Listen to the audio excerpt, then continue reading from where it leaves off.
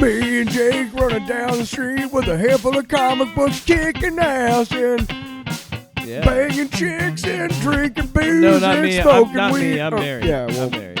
Jake. Can't do that. Yeah. Off panel, off topic with Jake and Tyler. I will never not love that song. That was a soda, by the way. That wasn't a beer. You fucking alcoholic. It's 9:48 in the morning.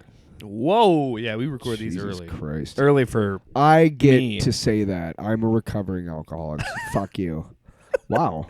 Start off the show. That's like me just being like, fucking white trash. I can say that because I'm white. Which is true, though. Which isn't true, obviously, because anybody could be called... Well, not... anybody could say white trash. Yeah. Pick on white people. It's fine. Yeah. It's totally fine. I was just watching the show the other day. I mean, as a race, we've been pretty shitty to people for... since the beginning of time, so it's understandable. What the fuck? I was watching a show and... Sorry, this isn't a political show, by the way. These people were... It was a joke about this guy, and he's like, stop. Oh, it was Between Two Ferns, and he was interviewing Aquafina. And it was fucking obviously hilarious, because Between Two Ferns is great. Go check it out if you can. But it's really great, because he's like, why didn't you hire any white people to be in Crazy Rich Asians? Because she's like, well, because it's Crazy Rich Asians. And he's like, well, give white people a chance. And she's like, well, yeah. Like, we went through like a whole year of being like, you guys are dicks, and now like leave us alone, So it was really funny because that's actually not true. I don't care. Yeah, I think it's well deserved, honestly. I did not mean for this joke to get so political, but here we are. Yeah. I think it was an inoffensive joke. White people can take it. White people can jump. Anyway, this is not... Speaking of what if movie titles, because that was White Men Can't Jump. In an alternate universe, it's White Men Can Jump. And that leads us into the topic to start the show, which is... Well, actually, no, that wasn't the topic. What? We were going to talk about Legos first. No, I thought we do long box at the end. Oh, right. You're putting that in your long box. Yeah. You're right. You're actually on it. You're on it this week. That's my bad, Tyler. I'm sorry. You know what it is? Did you see how I tried to segue that? It was terrible, but at least I tried. No. It was you were right. No, I fucked it up. No, because, let's be honest, you're the lead this week. Right. Because you But the segue was terrible. Whatever. It was really bad. This is going to be animation heavy because... What If just hit Disney Plus? At least how many was it? Like 2 episodes or there's 9. And they just released the whole season? No. There's a 9-episode season, but they're doing it once a week, like every show. Oh, yeah. Oh, okay. I didn't know if they did a. I feel like this show would be perfect for the binge model. Personally, I feel like it's something that you could sit. You should be able to sit down on a weekend and watch Here's something we would love to get like a television writer on, who does serialized stuff for one of these streaming services, like an exclusive like HBO Max or Hulu or Netflix. And I'd like to ask them, somebody who's done something for Netflix and like Disney Plus where they do it once a week, and Netflix where they binge it. Does that change? And HBO Max does weekly as well. Does that change how you watch or how you write that show? Yeah, I think it does because I definitely think that people are going to approach things in a different way because with Netflix you can tell your full story and just serialized and break it down episode by episode.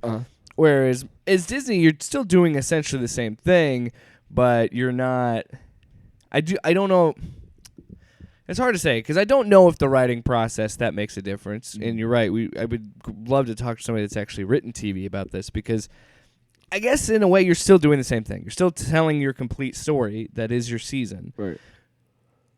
But I do think there are things you probably in wouldn't care if they released it all at once or if they released it show by show because you wrote it show by show. So right, and you might have a preferable method, but it probably doesn't matter either way. Even with the Netflix shows, you're still writing cliffhangers into episodes because even though it is set up to be binged, people can still watch it at their own pace. Right. So you still want to hook them. Yes, that's a good point. But alternate point here is that I just watched the Blu-ray of Lower Decks from CBS on Paramount. I guess it's called. It's Paramount Plus now. Yeah. Yeah. Which we have the at my old apartment we have the full thing, so we have no commercials, right? Mm-hmm. So when I watch like Cheers, no commercials. When I watch anything, no commercials. Yeah. Now, Lower Decks, I was watching Blu-ray at my new apartment, and they had ad breaks. Like they literally, like at one point, made a joke of it in the show, like, "Haha, it's an ad break," and it was like, why? I mean, I suppose that in the lower tier, you get ads.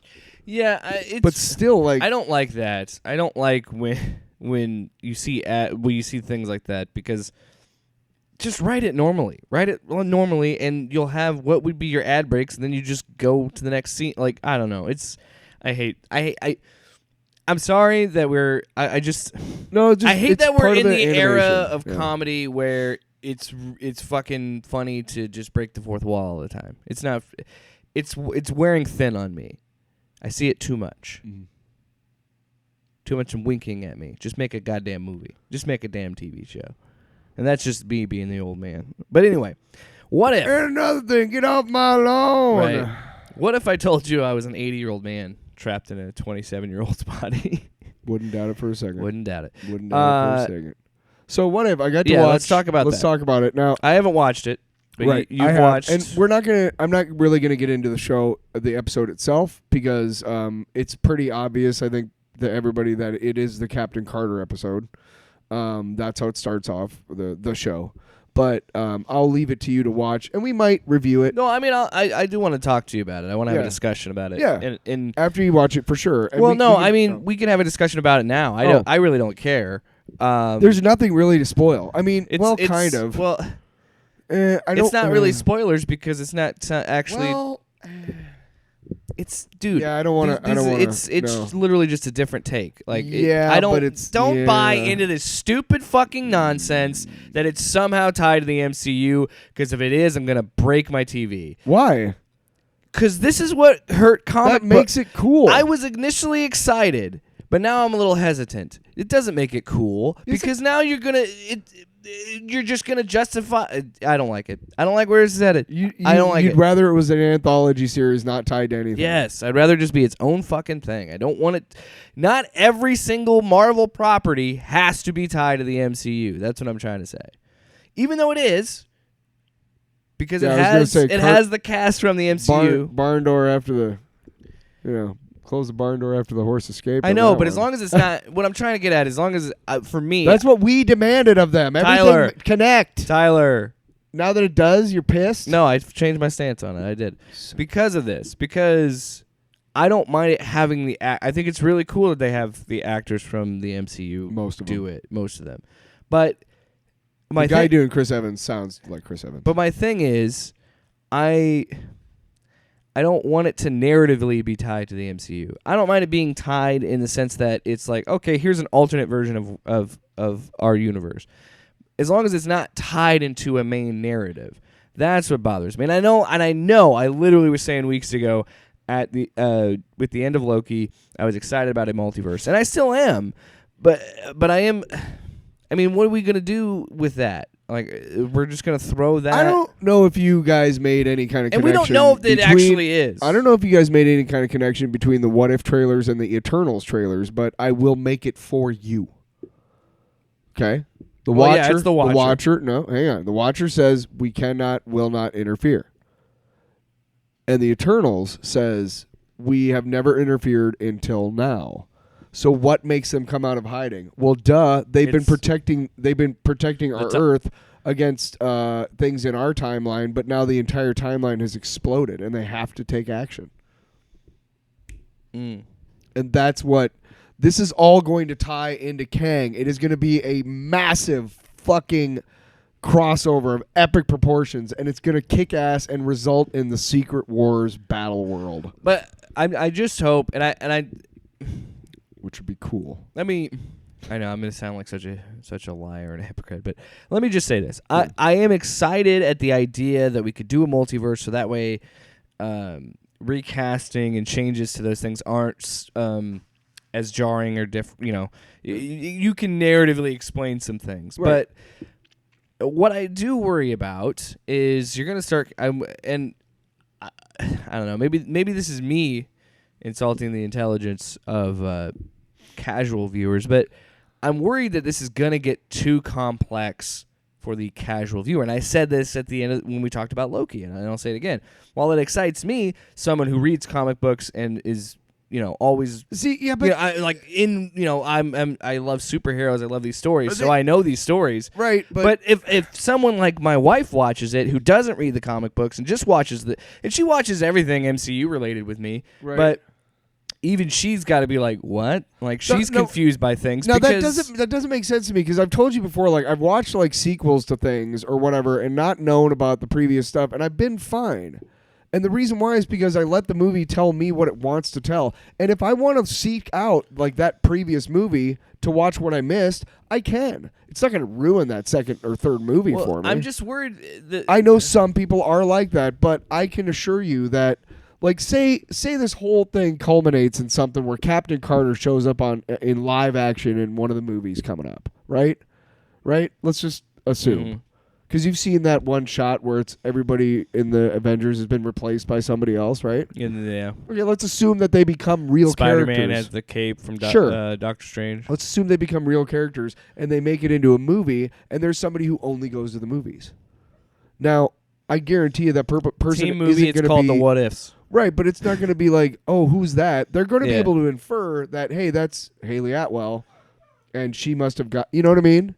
And then if they want to go back and Yeah. watch the show... I got to be honest, too, also... Yeah, but if you're talking about Spider-Verse, that's a little bit different. Because I don't have that's, that's pretty... I get a lot more free time than most people, but I love having all this shit to watch. Let me just tell you. Let me explain this. That multiverse is different because those rules were established in that movie by itself. It's a self-contained story. Yes. Whereas to get to where we were in Loki and where that goes for Phase 4, you have to watch... You don't need to watch all 22 movies or whatever, but you definitely need to watch a good chunk of them. Say you're a moron. Especially Endgame. You have to watch Endgame because they set up the multiverse in that movie, technically. I love my opening. Say you're a moron. Say you're a dummy. You've never heard of it's Venom. It's the Captain America thing when you spin the chair around, so you're an idiot. So you've never heard of Venom, okay? You know of Spider-Man, but you've never heard of Venom. You go and watch that movie, and there's no reference to Spider-Man whatsoever in it, even though you and I know that Venom is inextricably...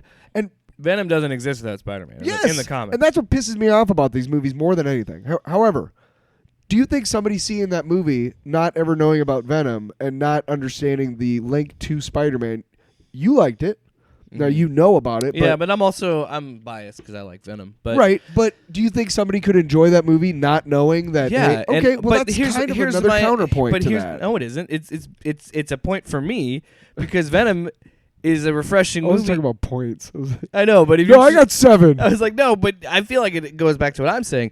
Venom works for me, and I think works for casual people because it's self-contained. Because it's all told right there. Sure. And you were able to tell a story without having Spider-Man directly tied to Venom. Yes, that's an alternate version. Well, when you try... Look, the first time they tried to involve Spider-Man and Venom, it didn't turn out so well. But what I'm trying to get at is, if you're going to tell me that what I have to now watch What If to get more of this story... It's starting to feel... I don't know. No. See, I'm a little worried about this. You misunderstood. You don't have to watch What If to get more of the story. And what I'm saying is I don't want it to be direct. I don't want it narratively to directly tie into the MCU. I don't want it to impact it, is what I'm saying. If you desire to go back and learn more, even though you don't have to, because it's such a rich fucking tapestry, that's the way you should look at it. I have to go watch another show to learn more about this shit? How about I get to go watch this show that is... adding to the rich tapestry that is the MCU. Here's what's funny. It goes back to what I was saying about Loki, is how I do get a little worried because it is hard to imagine what they're trying to do with those Disney Plus shows because on one hand, you're trying to serve people like us and people that really like this universe, and even casual people. I've grown up with this universe, guys. And like I said with the Loki show, I think most casual people that I know actually have watched the Disney Plus shows. I But learned- that doesn't mean they. But how do you? And we talked about this with Loki. And that's what I kind of like about this What If, because if it is just this fun little series, which I imagine it is, I don't want people to think I'm going to hate on it and not like it. It is really fun. I just don't want it to, you know what I'm trying to get at. Narratively, I would like it just to kind of be its own thing and still just have fun playing with the ideas of like, what if we decided to do this? In you know what? In the I can universe? assure you, actually, in the positive, that as of at least this episode, that is exactly what it is. Okay, that's cool. There is absolutely no connecting whatever. Yeah. To anything else. See, and that's why I think it would complicate things for casual Let me viewers. ask you, and that's what I was worried about. Let's talk about something that that just because it is a point to consider. Now Jeffrey Wright is a black actor. He does the voice he's of the the Watcher. right? Which awesome. I love his voice. I Yeah. love his acting. Now, I bought the Sicarian Iron Man set, which has a Watcher minifigure. And it's a What do you mean Lego set. There's a Lego set for the Sicarian Iron Man, and it comes with the Watcher and Tony Stark and Valkyrie, and you change the thing into a car. Huh. Yeah, it's pretty cool actually. But now We'll talk more about Legos. yes, we will on the long box. Later in the show. But the minifigure of the Watcher, which I think they should have made him a big figure. He's a big guy in the actual. Did you see that fucking Galactus thing that's like 36 inches tall? No. It's huge. Is it an actual Lego or did Or somebody no, just build it? it's a Marvel Legends figure. Action figure. No. See, this is where we're different. You're talking about your thing is Lego. I can't do action figures anymore. I tried. I did. But it's different because Legos you're building it, whereas Right. if you get an action figure, you're just putting it up on a shelf. So the But- Watcher character, Watcher minifigure is has the same skin color as Valkyrie. Mhm. Okay, who is I believe of African descent. I think Tessa Thompson. I think Mhm. she's New Zealand, right? Or maybe is she Maori? Gosh, I don't know. I don't know. Anyway, I think she's New so Zealand. now in the comics, and I honestly do not care. Like this is the same argument that like Ray Richards. Oh being my black. gosh! I don't have is any Valkyrie care. white in the comics? No. Well, yeah, but yeah, but no. I'm faking outrage. Yeah. I've never seen like a dark skinned Watcher in the comics, and I'm totally fine. with, So you're saying that the movies, like the Disney shows and the movies, are impacting the comics? it doesn't matter to me that Because it happens. maybe they made the all Watcher time. in this cartoon of darker skin because of the actor playing him. I don't. If that's the reason, Yeah, I don't guess. care. I don't know. But I thought that was kind of interesting that maybe a lot of people don't know that.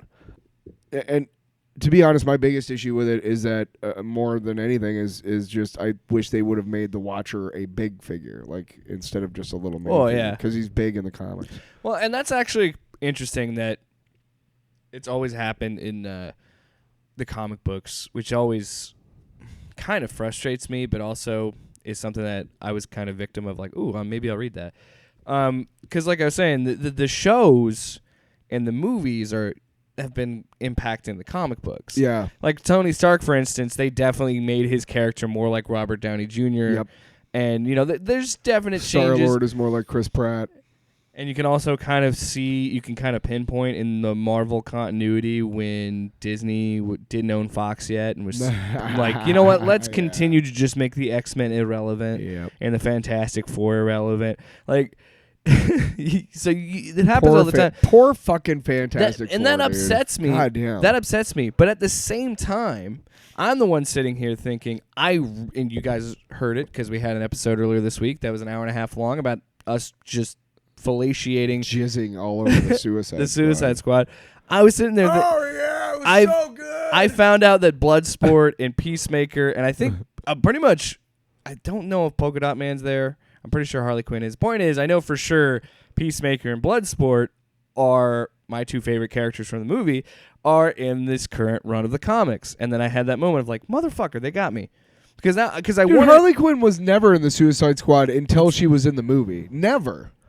She was never in the Suicide Squad. Yeah, the New 52 kind of changed that. And hey, you know what? I like my Superman with red trunks, bitch. I know we already kind of said.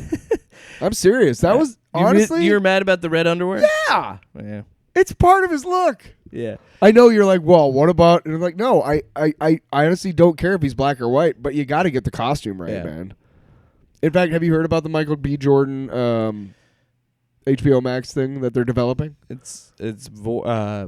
What's his rumored name? right now. Well, no, that's what I don't like about it. Is it's not rumored. He's gonna be. But they're making he's a black Kryptonian. The black Superman. Just to kind of touch on that real quick before we move on to the next issue, which is Marvel versus DC animation. Before we get there, I do want to kind of. Yeah, we'll get there. Yeah, you're right. Go ahead. Sorry, I was thinking about something else.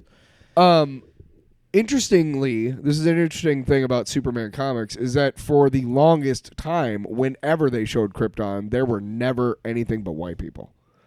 And somebody started noticing. Yeah. And at one point in the continuity, they had...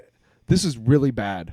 They had they retconned it that there were black Kryptonians, but they lived on their own continent. Oh. Yeah. Africa? Really? Is that what they're trying to imply? Yikes. This was probably the 50s or 60s, yeah. I mean, let's just say DC has never really had its finger on the pulse of the generation, okay? Ever. And then, obviously, they've retconned it now so that they're, whatever. But a lot of people don't know that there is that dark fucking chapter of Superman, like, history that's like, ew. Just makes your balls shrivel up. Like, hey, that's hey, yeah, that is yikes. What? Yeah, it's really, really terrible. I'm trying to look up the name. Did you ever watch Krypton? No, I didn't. Val Zod is the name of Michael B. Jordan's Here's the thing, character. though. I would have been totally cool, and he's a character from the comics. I would have been totally cool with Kal-El being black, though. You know what I mean? I wouldn't have cared. Yeah. No. But it might be important to the character that he's doing because it is a separate character. Here's my thing. I just thought it was lazy, in a sense that I was just like, give him. And I was one of the people clamoring for, like, dude, there's a black Superman in the comics. Just make his movie. Like, tell that story. Because my thing was like, Val Zod, right? It's just frustrating, and people need to, especially if you have Michael B. Jordan attached to it. You don't need to rely on Clark Kent and Kal-El to make this character work. You don't need to do that. And to me, that's cool. It's not the fact that there's diverse, like, and like what you were talking about with, the changes to the Watcher and things, like little things like that. And the fact that now it pretty much ensures, because of it being Nathaniel Reed, now it pretty much ensures that we're going to have a black Reed Richards in the MCU, which I think is awesome. Yeah. Because I don't care. As long as the character is the same, that's fine. I just hate it when they're like, okay, we want to do something different. We want to make a black Superman, but we want to make it Clark Kent. It's like, you don't need Peter Parker to make a good Spider-Man movie because you got Miles Morales. You have Miles, and Miles is his own character and his own autonomy and his own little world. Like, what I'm trying to get at is, you can make new characters in this, and you can make, there's characters that you can use. You don't need to use Clark Kent, Bruce Wayne, Peter Parker. Right. It's this false right-wing narrative that that woke culture is da-da-da-da. And, whatever you want to think about it, it's fine. But I'm here to tell you right now that if you're one of those idiots who's like, well, making all these white characters people of color. What about making some characters that were people of color white? Because they've been doing it for 600 fucking years, asshole. It's okay now for it to go the other way. Scarlett Johansson in Ghost in the Shell, fucking whitewashing. Do you know what whitewashing is? Yeah. Because I'll tell you what it is. There you go. Yeah. But that argument doesn't hold water with me. And the thing that frustrates me is this shouldn't be a political discussion.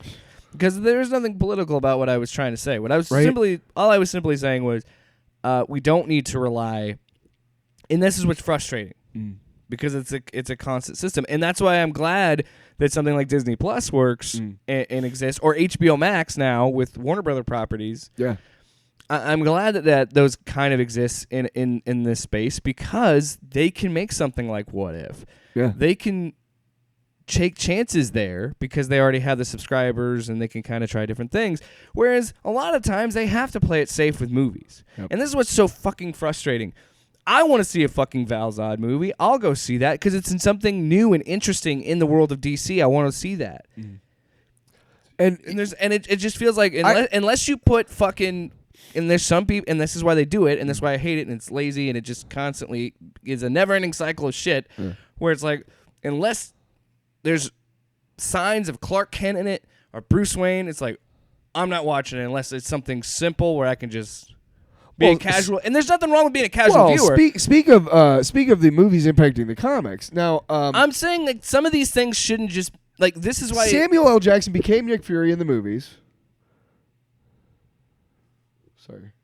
Are you done? No, I'm good. Are you sure? I was trying to. I don't want to cut you off. I keep getting long-winded, and I'm sorry. Go ahead. I know it's more of conversational stuff. No. But what I was trying to say was that there's nothing wrong with being a casual viewer. That's not what I'm trying to get at. Yeah. What I'm getting at is I like the idea that HBO Max and Disney Plus exist for that ability to for nerds like me, right? To make put Who the will Val Zod consume movie on whatever HBO. the fuck you put that on HBO out. Max. Yeah. I know they're going to want to make it a wide release because Sure. it's still a Superman property. Yeah. It's still a DC property. Right. But I'm saying, like, you could do that if you wanted to. Well, if you know what I mean? fuckers don't mask up, we're gonna fucking not have any movie theaters again, dicks. Anyway, now movies impacting comics impacting the movies. Ultimate Comics is where Nick Fury, Samuel L. Jackson comes out, and they actually asked him if it was okay, and he was like, "Sure." Then the first X-Men movie, the uniforms they're wearing are versions of the Ultimate X-Men comic. Yeah. But more tactical. Well, because they gotta make it realistic. Yeah, that was Grant Morrison's. They're a team. You gotta They're a team. and I'm Grant Morrison. Okay, I like weird shit. so then Samuel L. I like Jackson Grant Morrison, became the Nick Fury from the Ultimate Comics in the MCU, but in the actual regular Marvel continuity, he is also in the regular Marvel continuity. Old Nick Fury is some dude. The white one? Yeah, is some dude named the One Who Knows It All or something. He's blind and on the moon and lives on the moon. What the fuck? But Nick Fury, the movie impacted the Nick Fury, comics. but it kind of went comics, movies, comics, movies, comics. Because now he's Nick Fury's son, and that's Nick Fury Jr. And I get it. They almost got me with Suicide Squad, the current run, having Peacemaker and Bloodsport. But it's the thing that gets me, and it's like kind of what I was trying to get at earlier with the Disney Plus shows and the HBO Max stuff, is the comic book. I hate when it does this, and when the comic books chase the mainstream popularity of the movies. I feel like I understand the idea of saying, like, there could be a kid that goes and sees fucking Captain America movie and is like, oh, I want to read all these Captain America comics.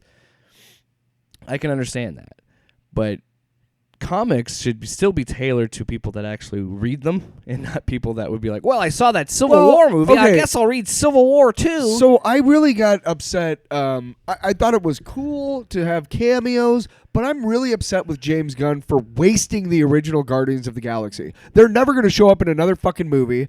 I'm not so mad as I used to be that you had Miley Cyrus be Mainframe, but Mainframe wasn't part of the fucking original. Like, you just fucked it up, man. You just fucked it up, dude. What is that about? Those dudes at the end of Guardians of the Galaxy Volume 2, the original Guardians, the Ravagers, those are the original Guardians of the comics. Oh. And they're from like the 30th century, and they travel back in time to help the Avengers do some shit and whatever. It's really complicated. But there was this whole series that ran for like 100 issues in the 90s. And it was awesome, dude. Like, the mutants had their own planet, and Mainframe was the Vision, but he was like, he had evolved into like some other shit, and like Wonder Man was still around, and they were hunting for Captain America's shield at one point. It was really cool to see, like, the evolution of the Marvel universe, right? Mm-hmm. But Sylvester Stallone is Stakar. He's not a badass with a leather jacket, dude. He's a whatever. Anyway, the point is, here's the thing I had no problem with. I had no problem with Charlie 27, who in the comics is white. I had no problem with Ving Rhames playing him. and I had no problem with God damn it, Michelle But see, Yeoh. that goes to a different level of your fandom versus mine. I had no fucking idea that was the original Guardians of But the I'm Galaxy. saying, like, if you're a fan, be upset for a reason that makes sense. Like, I don't care that. You see what I'm saying? Well, Those are the things that were changed, and I don't care. and I think this is a long-winded thing to with talking about with what I was trying to get at with the comic books, but I'm one of the people that I don't believe that you should follow the source material.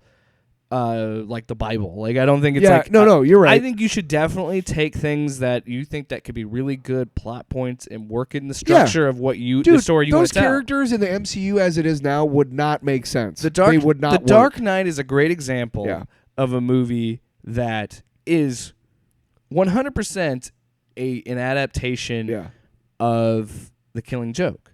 They just shifted the focus from Gordon to Harvey. And Joker's main attempt was to get Harvey to crack. Yeah. And it's got elements of The Long Halloween. Mm-hmm. It's got elements of The Killing Joke. Everything's got elements of stuff. What I'm saying is it blends those in, and it creates a new experience. So I'm someone who... I don't mind the fact that Captain America Civil War isn't at all like the comic book Civil War, and I'm fine with that. You know what I mean? No, me too. I'm not saying that. I'm just saying, I read this article and it was kind of stupid. You know what? Let's move on to the next topic because we're literally going to talk about this for like another half an hour if we just keep talking about it.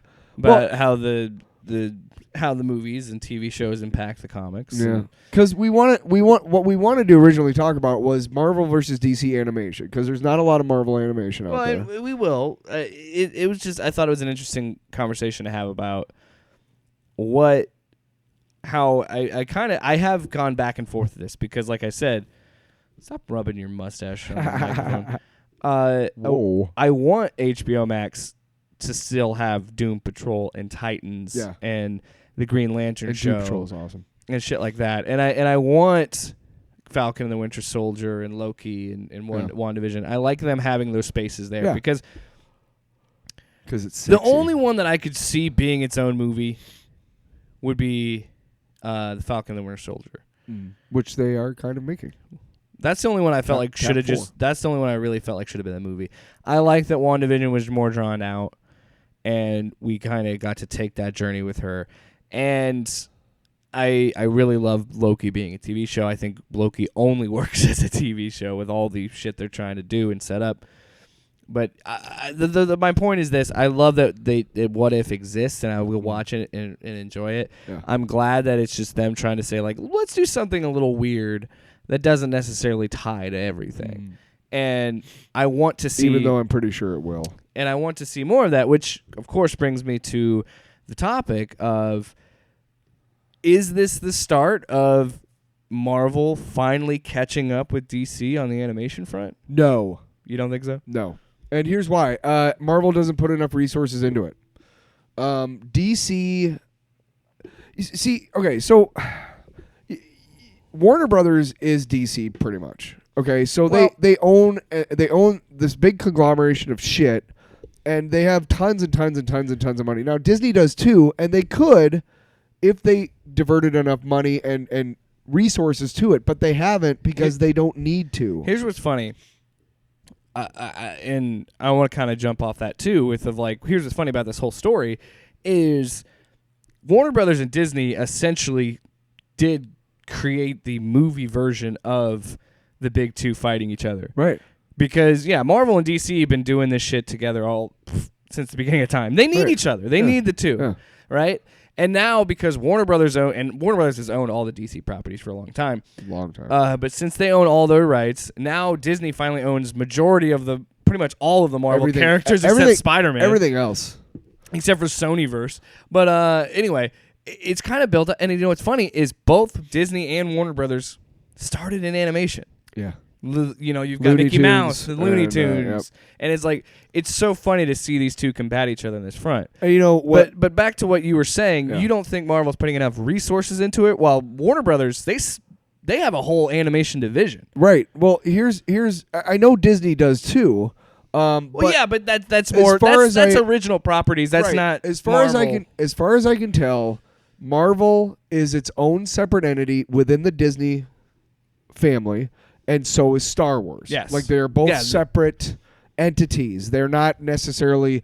I mean, Disney owns them, and if they want to do a Star Wars Marvel thing, they could. Which don't you fucking dare? Oh God. Don't. Ew. Don't. But let's also talk about the fact that most of these comic books, or most of these animated movies that DC has made, are adaptations of specific graphic novels or stories in the comics. Now they're not faithful adaptations because, like you said, there have to be some narrative choices that you make to make the story work better as a moving story. Something that works in a comic may not work in an actual animated or live action thing. That's why things are changed. Okay. Well, that's like I was saying earlier about the movies and and the comics. You do have to create a separate experience and an adaptation because one, you just can't film certain things. And two, if you want that experience, why not just read the book? They both got into animation around the same time in the 60s, okay? Yeah. What they had the first Batman, the TV show, was just a massive hit. So that's where Spider-Man, the TV show, came from. Have you ever seen that? No. Did you talk about Japanese Spider-Man? No, the real Spider-Man. But have you seen the Japanese Spider-Man? Yeah, that's not Spider-Man. It's incredibly entertaining, but it's not Spider-Man. Yeah. But Spider-Man is this guy, and it's there's a generally Shazam TV show?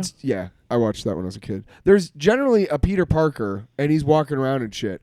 And occasionally they'll show this dude who's very obviously on a line on the side of a building, pulled up. I've seen the GIF of that. Yeah. That was Spider-Man, and that didn't work and then they tried Incredible Hulk, but they tried to go gritty. While Batman and DC were intentionally campy and shit. So interesting now that DC has saying the side. the party's flipped. A little bit like Honestly, that kind is of the way to describe Dixiecrats, really. Well, I'm just saying in general. That's the way I look at Marvel and DC because I feel like, and I'm not this. They both had cartoons in the 60s. Let's make it clear. I'm talking about fanboys in particular because most comic book fans love both Marvel. When and somebody DC. says F-boy, I go, I'm a fanboy, and they're like, no. No, F-Boy Island is. Ashley's been watching that. Anyway. Oh my God. I'm not gonna sit here and pretend I didn't watch it too. Listen. Anyway, I'm married. God damn it. Listen, I passed it, and I seriously considered watching it. I still have yet to catch up on all of Titans, but I'll watch fucking F-Boy Island. I'm never gonna watch Titans. Boo. Season 3's coming. Fucking boo. I want to watch it. Never liked the Teen Titans. What a stupid Tyler, idea. What if hey, you? Tyler, what if it's for the show? Okay. If we I'll watch watch one episode. and then you tell me which one. Shit, I don't have to review it by myself. You know what? Fuck it. I'll bring Luke on because Luke actually likes that show. Fuck you. Well, listen, Teen Titans was created in direct response to the fucking popularity we're not of the getting X-Men. We're not getting okay, into because we're You're gonna right. go I'm off a nerd. Yeah. Yeah. We're gonna go So- down another rabbit. But what were we were talking about this before Titans and F-Boy Island. Fanboys. I'm talking about fanboys. I make that joke of calling them political parties because with particular people it is like being in. Well, I'm a Marvel guy. I'm a DC. Like you have your preference, but you'll read both and you like. Oh both. yeah, I love all comic books, man. Yes, Like the party's mostly. the party's flipped. So I even love those weird like independent ones that are literally just dudes drawing chicks with giant tits on the cover. It's what is it? Vampirella and Vampirella. Lady Death. Yeah, I bought a couple of those when I was young to see if there was a story, and I got exactly what I wanted: tits. Yeah. As a teenage boy, I even love those. I read a few of those. Anyway, let's move on. Yes. So they switched that kind of dynamic, making it more gritty. But I think it was the '90s was kind of the superhero animated renaissance because you had Batman the animated series, you had the Spider-Man series, you had X-Men, Everybody had loves Justice X-Men, League, which I never watched. Superman. Boo. Brave and the Bold. You didn't like the Superman's animated series? I didn't watch a lot of those. I was too old for animation at that point. You were aged out of that. Yeah, for sure. I did see but that's what I'm saying is that the 90s era, the one that I grew up with, I think was a big renaissance. And I think that was kind of establishing. It was really smart because it really did establish those characters for me culturally. So when the X-Men came out, when Spider-Man came out, I was still 8 or 9 years old, and I was super fucking excited. I did see the first episode ever of the X-Men animated series, and I had bought the comic book also. And I was amazed that a afternoon cartoon show was that dark. I mean, they kill Morph in the first episode, if I'm not mistaken, right? I don't know. I would love to go back and watch those on Disney Plus. They're there, I think. Yeah, they're there. You know what I watch a lot? Spider-Man and His Amazing Friends. That show is so bad. It is so bad, but here's the thing. Okay, so I'm a little kid, and I love all these comic books, right? I love them so much. And there's a show. There was 2 shows on Saturday morning. There was Spider-Man and His Amazing Friends and The Incredible Hulk.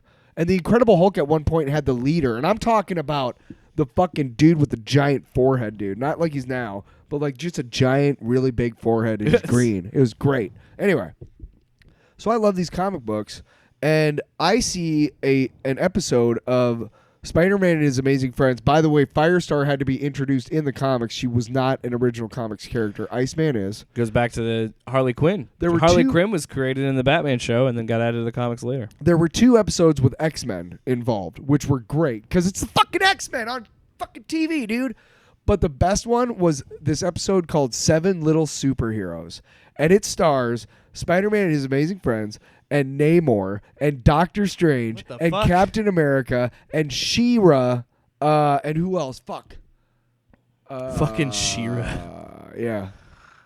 But is that 1, 2, 3, 4? Do they have He-Man too while they're at it? No, but that was they could only get his sister. Shauna, Queen of the Jungle. Sorry, she's an actual character. I thought it was a weird Mattel Marvel crossover. So it's Spider-Man, Firestar, Iceman, Doctor Strange, Captain America, Namor, and Shauna, Queen of the Jungle, and they all go to this island where the chameleon is setting them up.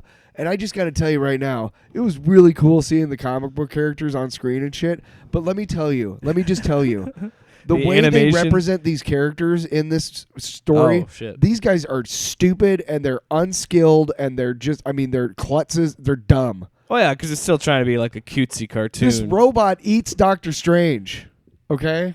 And Namor is like, I'm dried out. I'm in a pool full of water, not even smelling the alcohol.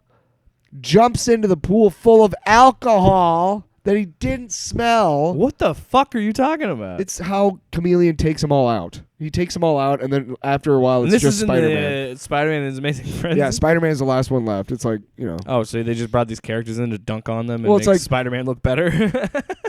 Basically. But Captain America is like an idiot. Like, he's like, hey, here's my shield. Whoops. And like Shauna falls twice. And she's like known for her like prowess in the trees and shit. Like, what the fuck? It's pretty bad. But so after that, Marvel was like, well, we can't fucking keep up with DC. Dude, the Super Friends cartoon was another one of my favorites from my childhood, man. That one was...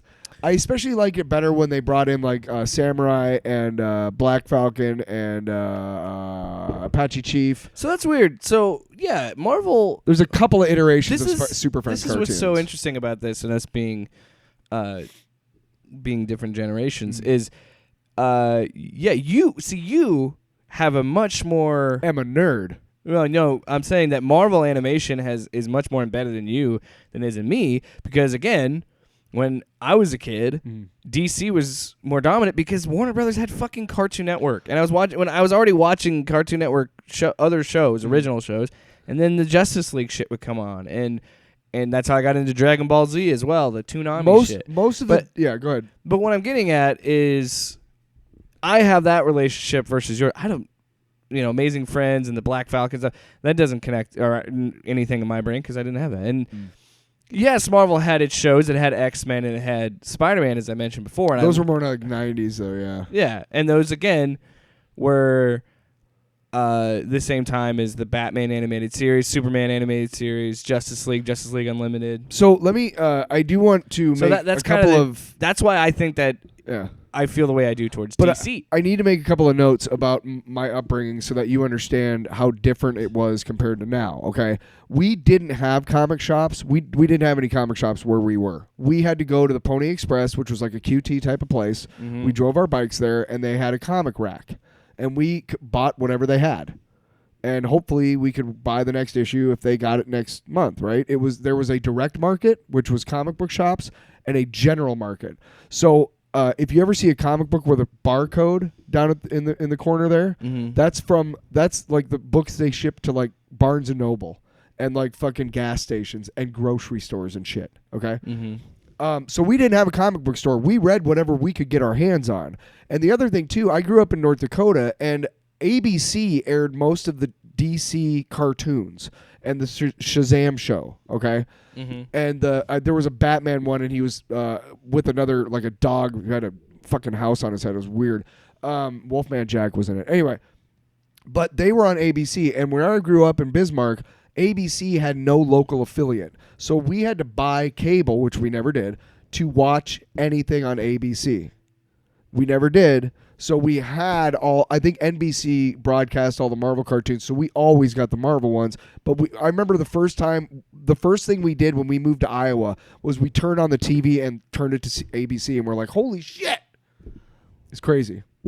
So it's not necessarily that I wanted it that way. It's just how the fucking there wasn't as many DC books. And it's interesting because it definitely shows the impact it had on our childhoods, because we've talked about this. I tend to skew a little bit more DC. Mm. You tend to skew a little bit more Marvel. Mm. And there's reasons, but also... I think that has an impact. I think the fact that I had more access to DC shows than I think I did Marvel shows, even though, Spider-Man Unlimited existed, and there were other shows, but like the radioactive Spider-Man, that's my Spider-Man from my childhood. Yeah. And that's actually what got me... That's how Venom became my favorite character. Show. It's considered one of the best of all. The 3-episode arc that is... I'm looking at the camera. There's no camera. That is the Venom saga. Ooh. Is what got me into... Like, that's what made Venom my favorite Spider-Man character, and I was already into Spider-Man. But I'd always been more of a Batman kid, and again, I think that's because Batman the Animated Series, which, going back and watching as an adult... You talked about Spider-Man and His Amazing Friends being, or did you say that one show was surprisingly dark? Is that what you're saying? No, the first episode of the X-Men cartoon. Oh, the X-Men. Not Wolverine and the X-Men, right. the X-Men. Yes. Because they're two separate shows. Very similar to that, Batman the Animated Series is a very surprisingly dark and adult show for kids. Because, for one, Heart of Ice, the Paul Dini wrote that episode, and that rewrites the origin of Mr. Freeze. That was changed in the comics because he was a shitty character before. Yeah, Dini. Well, and that's the thing too. Is like, and that watch that episode now, and you'll tear up too because it's fucking tragic. And I'm like, how is this on a kids show, right? But I don't know. I think maybe DC just rode that momentum that they built with Bruce Timm's. Brave and the Bold was my favorite. Brave and the Bold, but that's more aughts, I think. Well, but what I'm saying is they kind of wrote that, and there was a period where, again, I aged out, and there were shows that existed. I did watch 2004's The Batman series. That wasn't a Bruce Timm movie or Bruce Timm series that was produced, or maybe he did. But I don't know. It was a different animation style and different than what they were doing. It was an interesting show. I thought it was pretty cool for what it was. But I think I want to say around 2005, 2006 is when DC really started getting serious about creating straight to DVD animated that's movies. when I started buying them. Yeah, I own a lot of them actually. I don't know. I own a few. I don't know if I still have them. I might have sold them at different points. Before HBO Max and before that Disney. But before they started putting them on streaming, I was buying them on Blu-ray. Before we didn't have streaming for the last 5 years. Well, no, but I mean, even what I'm saying is not until recently with HBO Max has a lot of them been able. Now we feel stupid for buying them, is what we're saying. But no, that's not what I'm saying. I feel stupid for buying all those goddamn Marvel Blu-rays. Fuck you guys. Okay, now, just real quick, you guys. Now I feel stupid. You guys might not understand this, but do you understand the shitstorm that Spider-Man's black costume created back in the day? That was unheard of. Changing a fucking comic character. What? Are you out of your mind? Are you out of your fucking mind? Well, now you look at Spider-Man, and he has like 1 million costumes. My favorite part about that is that it's forgotten how much of a controversy it was to get the suit. Which is my personal favorite. And you know Jim Shooter, the guy who wrote Secret Wars, where it first showed up, you know he didn't have designs on a Venom creature or any of that shit. It was Spider-Man writers who took what was there and made it their own. Yeah, and they made David the whole Michelini they made up the whole symbiote thing. is basically, and Todd McFarlane are the guys who basically created Venom. Yeah. And they created it. Now, the fun part is he knew there was things wrong with the suit, and he goes into the cathedral and he gets, the suit runs away because he literally like just goes into this cathedral where the bells are and it runs away, right? Yeah. Now, we don't know in this issue because it's not for like a couple of years, like 5 or 6 years in the comics. Where they established the sonic blast and fire. They established that at that same point, Eddie Brock was down in that church praying to God. And that's when the symbiote found him. So, again, whoever wrote that book where he goes into the cathedral probably wasn't David Michelini. And no, it wasn't Todd McFarlane. But they saw that and they were like, dude, we really need to make a great villain for Spider-Man. I got an idea. You remember that suit? Hear me out. It's a living, breathing thing. But it's also, it took over somebody else. Somebody else was in that church. And that's what's cool about comics. You take little pieces of stuff that people wrote before and you build on that. That's why comics are great. That's also, but drawing into that, like Harley Quinn and Firestar are both characters that were created on cartoons, right? And what did the comic book writers do? Is they built on that, from the shows. So that's why comics and having live action adaptations and animated ones and everything, that's what's so great about it. Saying that DC has always established a strong foothold in that space in animation, and it goes back to what you originally said. You said that you just don't think that Marvel puts enough resources into the animation. Well, yeah, like I mean, because back in the day, think about what I'm saying though. Right. I said around I want to say around 2005. I could be off. Well, they used to copy each other, but I'm saying 2005 until now. That's 16 years of experience with telling these stories in an animation format. And the other thing too is there wasn't, whenever the era of these various cartoons, like the X-Men in the 90s or the one in the early 80s, like I was talking about, there wasn't necessarily like a Marvel animation department. At one point there was, but I don't know when, and certainly it wasn't throughout all of these shows. And when you think about it, like, Spider-Man and the Hulk Incredible Hulk were both dramas. And Batman was probably like 5 or 6 years before that, ended like 5 or 6 years before that, and it was all campy. Mm-hmm. So they didn't really copy each other there, but they were like, hey, TV is an access point. See, they were looking at TV and everything else, and like comic strips, comic strips, daily newspapers, you can buy those now, like Superman and Spider-Man and shit. Those were all outlets to get people in the mainstream to pay attention to comic books. Like, hey, check this shit out that we have to offer. We also make books, Mm-hmm. But they were really copying each other back then. Now they're not so much. Marvel has got its own thing going, and DC, I think, is finding its way. I think that's a good point. I think that they took, instead of putting maybe that extra money they could put in an animation department, maybe they did just apply it to bringing in Kevin Feige and creating the MCU, which, again, ultimately was the best decision they could make. It's made billions upon billions of dollars. Yeah, DCEU, not the AU, but DCEU tried to do that with Jeff Johns, and it didn't work because he didn't stick around, and Zack Snyder and Christopher Nolan and da-da-da-da. Well, they didn't stick around, or they didn't know what they were supposed to do, or whatever. There was constant infighting with DC and Zack Snyder, and the tragedy happening at the end of Justice League, all that. But I think Paul Dini is in charge of the DCAU. Well, Bruce Timm, because Bruce Timm is the producer of all of those 90s cartoons. Okay. And so he's still been kind Paul of Dini was the writer. Yeah, and Bruce Timm's kind of been like the head producer of that stuff. He's been like the Kevin Feige of the DCAU. Yeah.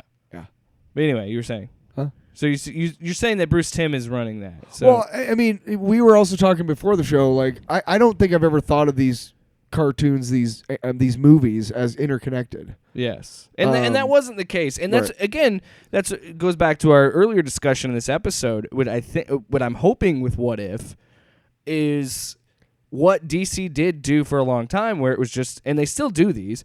It's these one-shot movies of these arcs. Like they just released part 2 of The Long Halloween, Batman. The Dark Knight Returns adaptation, the 2-parter, was pretty badass. Fucking brilliant.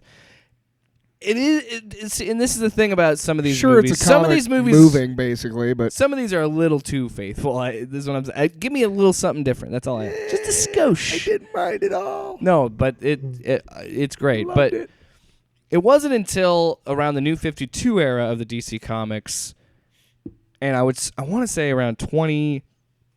Excuse me, I burped. Gross. It was around 20. I want to say around 2013, 2014 is when you really have what they call the DCAU. Yeah. Where it is all of these stories are connected. Okay. In some fashion. Okay. But then they blew it up last year and just kind of they well, had the New they 52 they literally was... created their own Endgame event and kind of just erased the all New of 52 was a great idea in theory, but the execution was poor.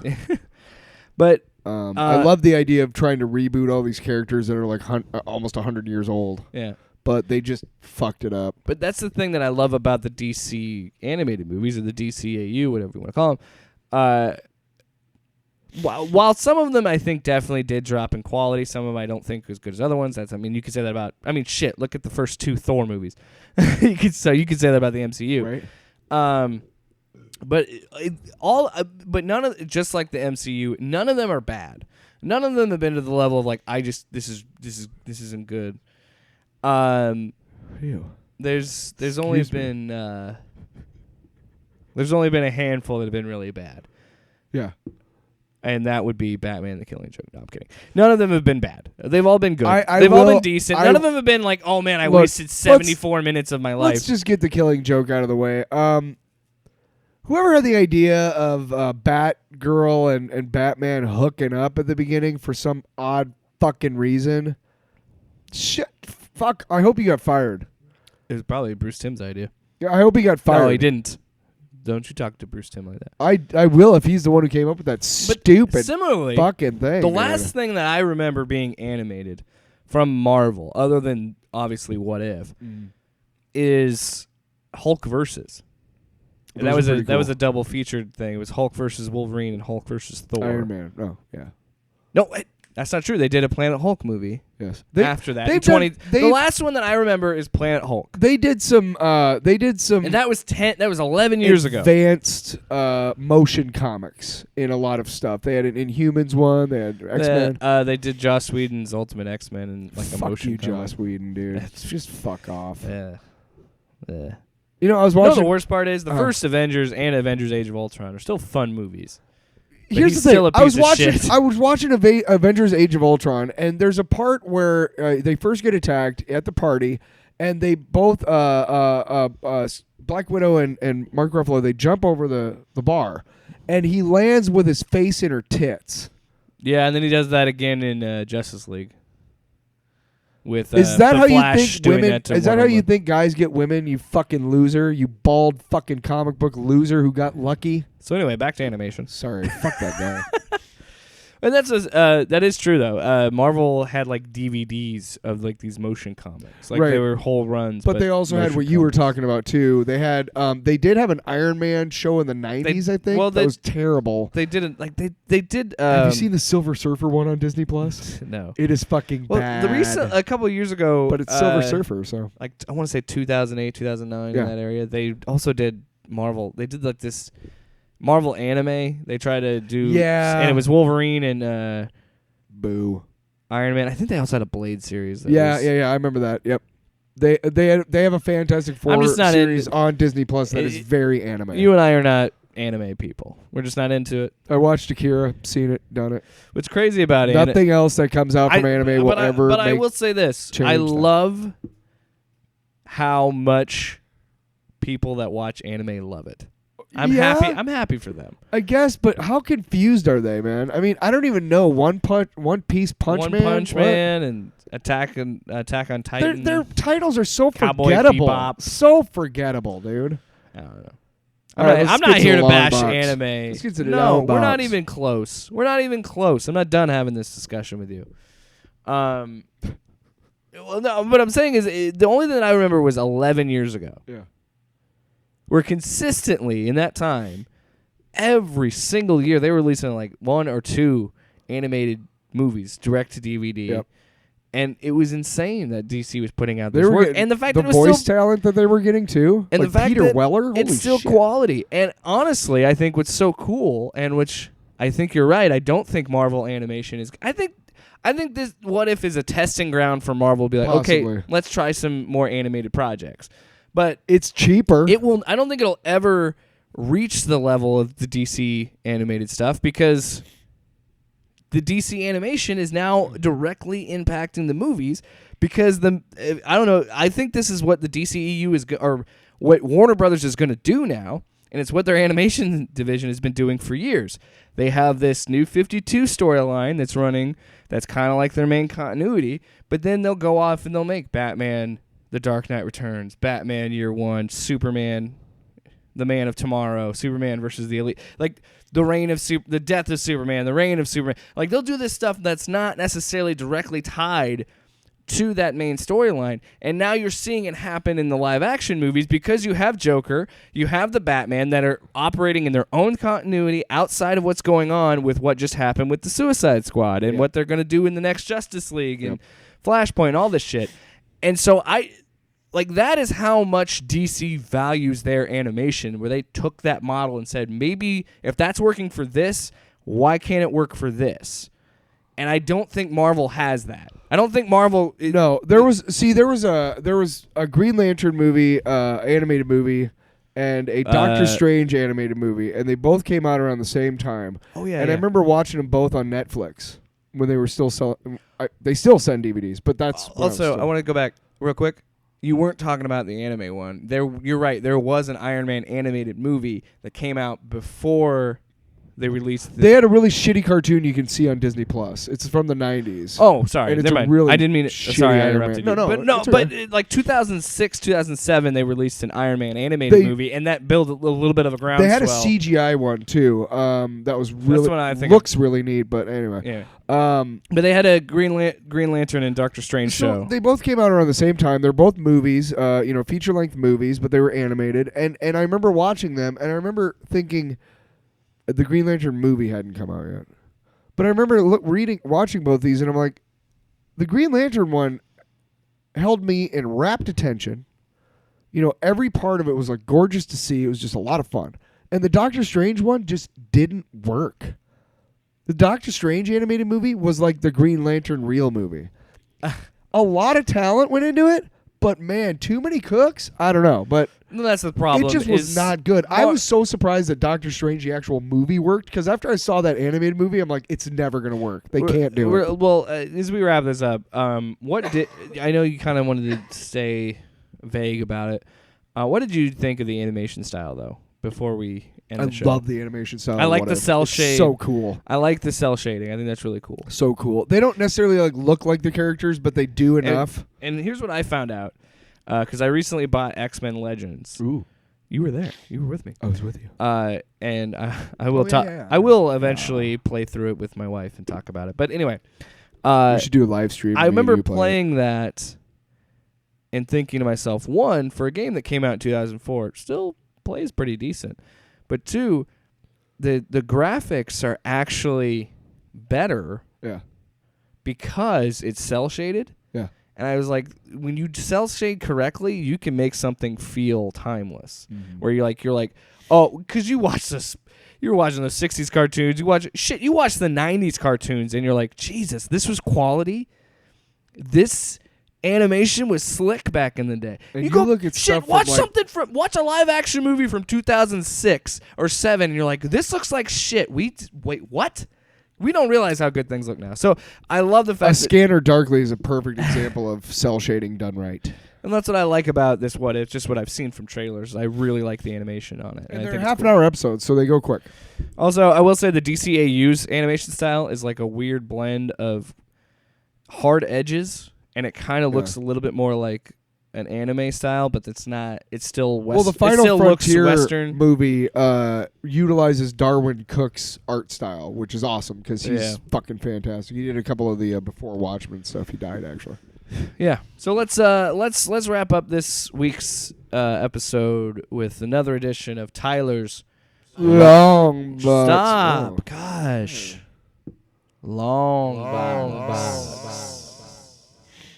So you gotta do it just right. Sorry, man. We blew out the mic. Is what I was saying. Is everybody okay out there? Did you Pull over to the smash side your of the car road. into Pull over to the side of the road? Tyler, what's in the long box? The long today? box- Open up the box, dig it out. This What's in week, there? this week, I don't know why I went I don't know. You're like, no.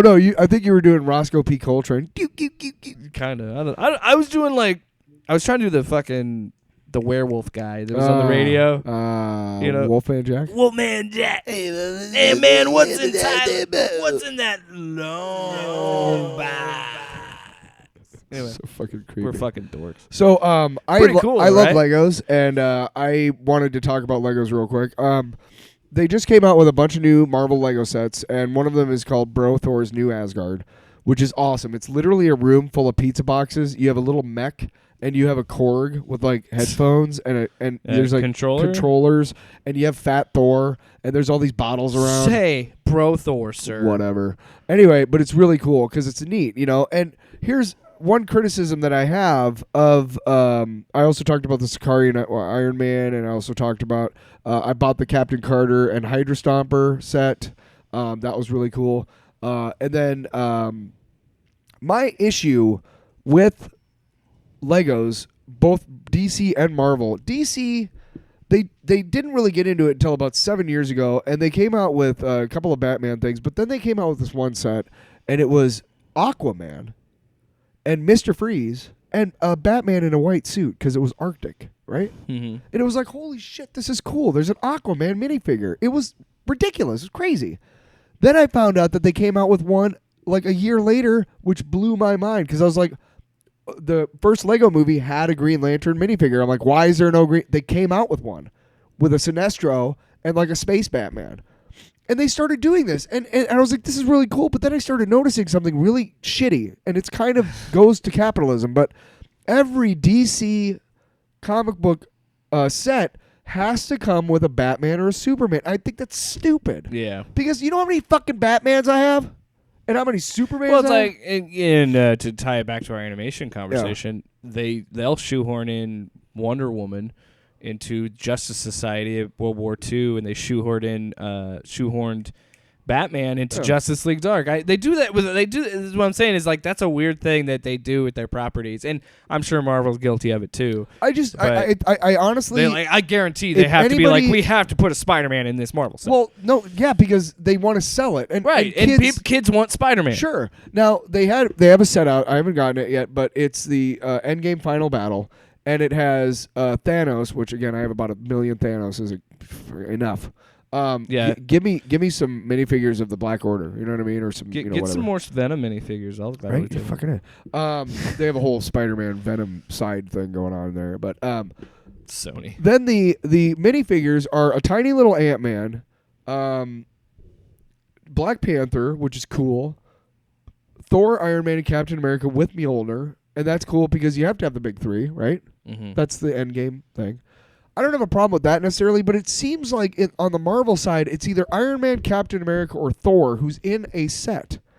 And it's really irritating. Yeah, that's weird because that's kind of like the MCU's Trinity is. Right, but even they used to make sets that had nothing to do with the movies. They made an X-Men set with the Blackbird and a Sentinel and Cyclops and Storm and fucking Wolverine, dude. Oh, man, that was the golden age, man. Just listen, if anybody from Lego is listening, I want to work for you, and here's what I'm going to do. I'm going to set up a brand new direct only to fans. Okay, you have to go online like OnlyFans. this way because they're worried. Oh my god! You did it unintentionally. You're like a direct Wow. line only to fans. Yeah, I totally did. We were talking about OnlyFans earlier, but anyway. Yeah, we're just gonna sit No, but naked and read comic books. I came up with this great idea because Yeah. I know the reason why they have to have those characters in each set is so that so they can sell them. Yeah. right, so they have sellability, right? Okay, here's my idea. Bear with me. Eliminate that shit. Okay, now you have your normal sets that you put in the stores and stuff. Goes back to what I was saying about comic books. Sell to me. But you make each one of those sets like not limited runs, but you make them so that you make them as they like get ordered. You know, instead of like Made to order making kind a of thing. shitload of them and then sending them to stores everywhere and keeping a couple for online orders. No, you have a direct fucking thing, a link, and you go, hey, this is what I want, and you give them sets that have no Spider-Mans. And no Thors and you give me a set with the fucking power pack, man. You give me a Fantastic Four set. You give me a Mole Man with all his moloids set fighting the Fantastic Four. You give me that shit, man. And I guarantee you there are adults like me who will pay through the fucking nose for that shit.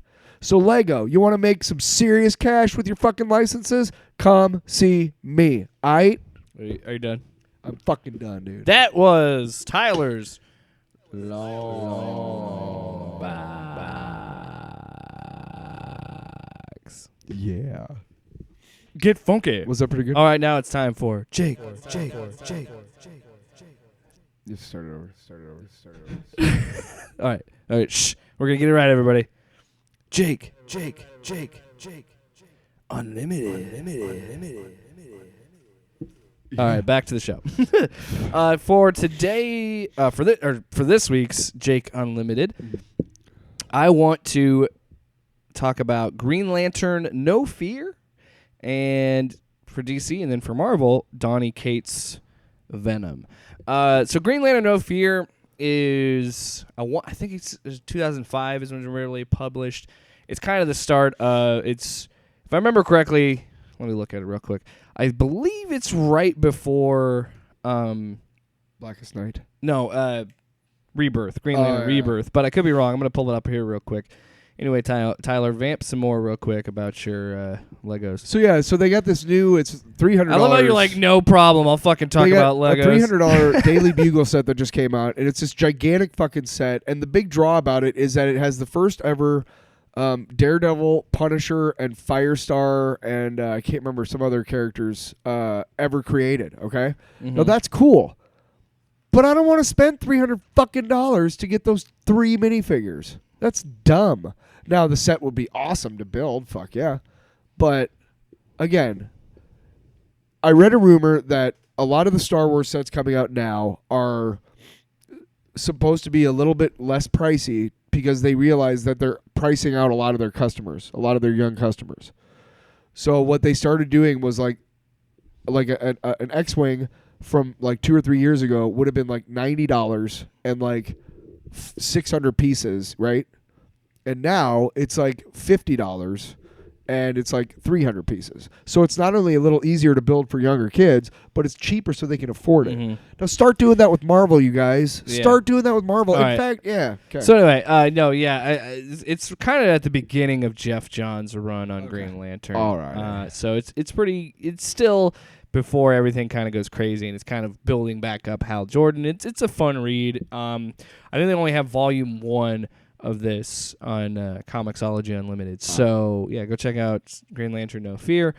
And then a book that I've been reading, I kind of fell off on. I started reading again because now he's moved on from the book. I've been reading Donny Cates' X-Men. Donny Cates' Venom. Donny Cates is also doing Thor. I've been reading that too. He is one of our. Both of us are very, very big fans. Of I liked Donny him Cates. a lot, but I'm interested because Did I let you Marvel borrow? has a weird relationship with Donny, because Donny kind of just does everything now, because he did Cosmic Ghost Rider, he which did was the Thanos series. Silver Surfer Black was one of the best comics I've Yeah. read in a long time. I haven't read the King in Black stuff, but Yeah, it's a little complicated. yeah. Anyway, no, I've been reading through Donny Cates' Venom, and I do. as a longtime Venom fan, I do not mind that Donny Cates likes to retcon things about Venom. There are a few things that upset me throughout this run, as we find out that the Venom symbol isn't just a white spider because of Spider-Man's suit. It's also a Null's symbol is the spider, which is kind of whatever. But this is actually a really good stripped-down story because it really does follow Kate's tentpoles, father-son relationships, characters, very character-driven, and there's a lot of space and mythological shit that's going into it. I just got to the Venom event. I just got to the Absolute Carnage event that he's doing. And there's a scene in this series where we find out that Eddie was drunk driving and killed a kid. And then we found out his dad, because they were a wealthy family in this town, his dad told him, because his dad had pull, said, "You're pleading not guilty." And he goes, "I did this. I'm guilty." And his dad beats him in the police interrogation room. He asks the deputy to leave and smashes his head on the table and punches him and it's very abusive to Eddie. And I was just like, oh shit, this is really dark for a Venom book.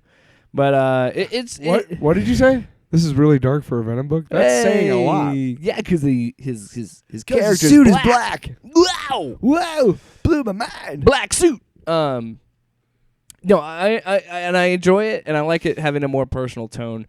I just wish there's just some little retcons. I'm like, do we really need to retcon that? Can we just... Yeah.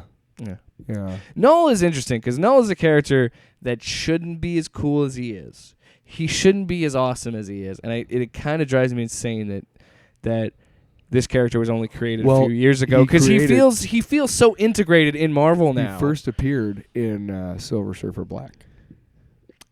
Oh, and did you know that his sword is used by Gore the God Butcher? Yes, The all black. The The necromancer. Dude, I don't know what he's gonna actually look like in Thor Ragnarok. If they somehow tie the all black to the Sonyverse and Tom Hardy, I don't know if I want it, but that's pretty damn impressive if they created Null out of Thor Thor Love and Thunder. Which is pretty dope, honestly. And with that, I'm sorry, I just started reading Green Lantern. No fear, I've been lame. I've been reading Venom more, but those are two that I recommend. Says the guy who plays with Legos for Jake Unlimited. Yeah, you were just talking about Legos for 20 minutes. You fucking Lego nerd. Still single, ladies. Still single. Anyway, thanks so much for listening to Hey, we hit our target around 90 minutes. Look at this go. Thanks so much for listening to another episode of Off Panel Off Topic. What's your title? Yeah. Wait, until Venom starts hanging out with Mysterio on an island filled with bats.